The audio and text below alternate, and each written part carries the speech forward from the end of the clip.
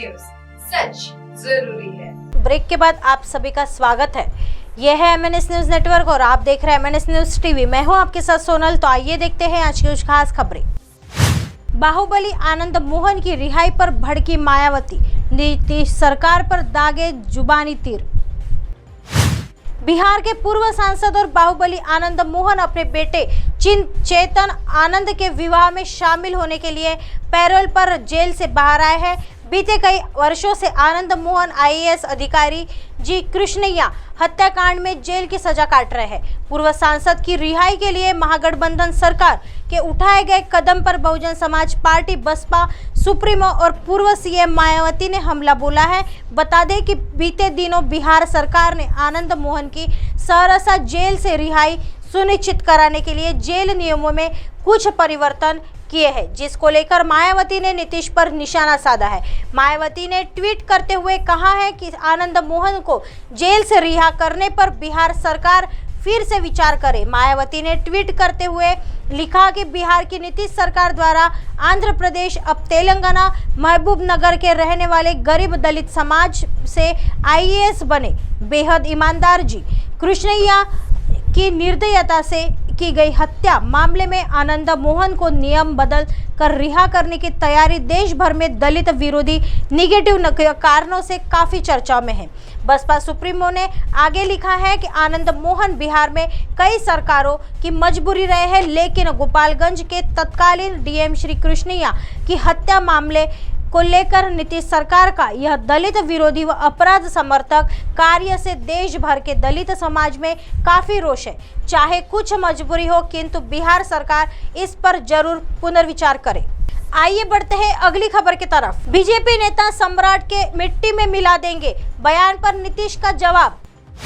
BJP प्रदेश अध्यक्ष सम्राट चौधरी के मुख्यमंत्री को हम राजनीतिक रूप से मिट्टी में मिला देंगे वाले बयान पर CM नीतीश कुमार ने कहा कि करा दीजिए, कौन रोक रहा है। यह सब जो लोग बोलता है उसका कोई मतलब है क्या? हम कभी इस तरह का बात नहीं बोलते हैं, तो समझ लीजिए कि बुद्धि नहीं है। जो मन करे वो ले और जहाँ करना है कर दो, जो इच्छा है करो। नीतीश कुमार ने कहा कि आजकल जो लोग हैं उन लोगों को बुद्धि बिल्कुल भी नहीं है। वहीं ममता बनर्जी से मुलाकात को लेकर पूछे जाने पर उन्होंने कहा, यह अभी मत पूछिए, जब हम मुलाकात पर लेंगे तब हमसे पूछिएगा। उन्होंने आगे कहा कि हम तो सभी विपक्षी दलों को एकजुट करने में लगे हैं। हम अपने लिए कुछ नहीं चाहते हैं। जब भी मिलने के लिए कहते हैं, हमारी कोई अपनी इच्छा नहीं है। हम देश हित में सोचते हैं। आजकल तो कुछ हो रहा है, वह लोग पूरे देश के इतिहास को बदलने में लगा हुआ है और हम चाहते हैं देश सुरक्षित रहे।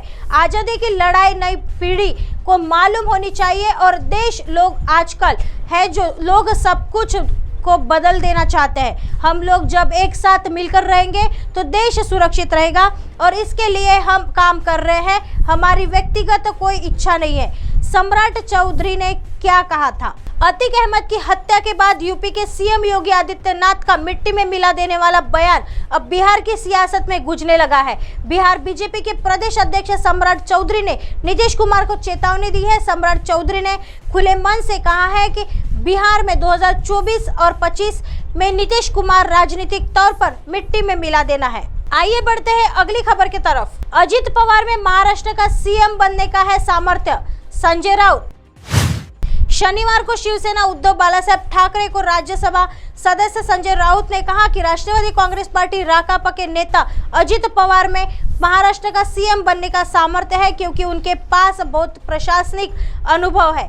राउत ने एकनाथ शिंदे के स्पष्ट संदर्भ में कहा कि विभाजन करके कुछ अयोग्य लोग CM बन गए। शिंदे ने बीते वर्ष जून में 40 विधायकों के साथ बगावत की थी, जिसकी वजह से प्रदेश में महाविकास आघाड़ी सरकार गिर गई थी।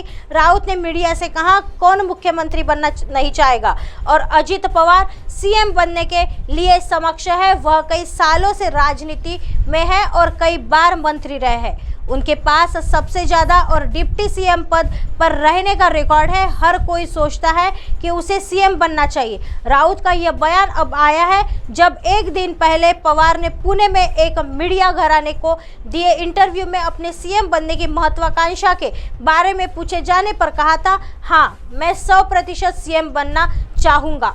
इसके बारे में पूछे जाने पर राउत ने कहा उन्होंने पवार पहली बार यह इच्छा नहीं जताई है, इसलिए उन्हें मेरी शुभकामनाएं है। पुणे में साकाल मीडिया ग्रुप के साथ दिलखुलास दादा नामक समारोह के लिए अनौपचारिक सेटिंग में दिए गए इंटरव्यू में पवार ने कहा कि उन्होंने जून 2022 में शिवसेना के बगावत से पहले ही सुना था कि मौजूदा सीएम एकनाथ शिंदे नाखुश है तथा उनके दिमाग में कुछ चल रहा है। पवार ने खुलासा किया कि 2004 में जब राकापा ने गठबंधन की अपनी सहयोगी कांग्रेस से अधिक सीटें जीती थी तो उस समय उनके सहकर्मी दिवंगत आर पाटिल सीएम बन सकते थे, मगर दिल्ली से एक संदेश आया कि उनकी पार्टी को डिप्टी सीएम पद मिलेगा। यह पूछने पर कि क्या राकापा अगले वर्ष होने वाले विधानसभा चुनाव में सीएम पद पर दावा करेगी, उन्होंने टिप्पणी की 2024 क्यों, हम अभी भी सीएम पद पर दावा करने को तैयार है।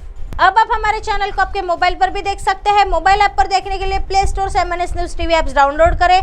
इंस्टा, ट्विटर, हाईकुक, फेसबुक और कई सोशल मीडिया के प्लेटफॉर्म पर हमारा चैनल उपलब्ध है। आप इसे यूट्यूब पर भी देख सकते हैं। आप हमारे चैनल को लाइव भी देख सकते हैं www.mnsnewstv.com पर। फिलहाल वक्त हो चला है दर्शकों ब्रेक का। ब्रेक से लौटने के बाद देखिएगा देश और दुनिया की तमाम खबरें। बने रहिए MNS न्यूज पर। नमस्कार।